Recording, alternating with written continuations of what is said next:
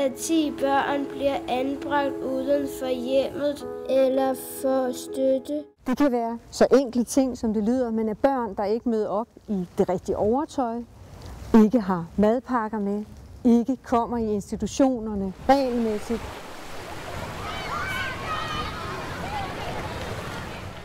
Syv ud af 100 børn har en mor eller far, som er misbruger.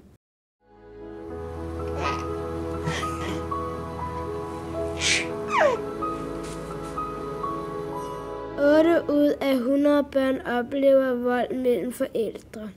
Det, som vi ser, når vi har sager inde, og hvor netop vold har været en faktor for et barn, en oplevelse i hjemmet, er måske, at barnet er begyndt at trække sig i leg med andre, bliver indesluttet, trist, eller måske ligefrem selv får en meget aggressiv, voldelig fremtoning. Det kan være verbalt, og det kan være en rent fysisk måde at reagere på.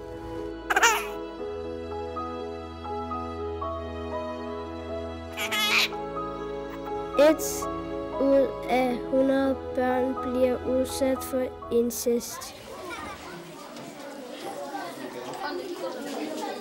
4 ud af 100 børn bliver indlagt på grund af vold eller vanrøgt. Der er jo også de sjældne tilfælde, hvor det er så akut overhængende, at man må tage vare på det her barn, at man ikke kan afvente, at man får undersøgt nærmere omkring barnet eller nogens forhold, eller gå i dialog med andre.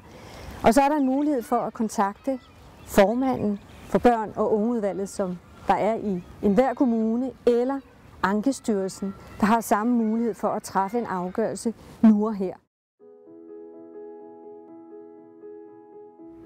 Kender du et barn, der har brug for hjælp?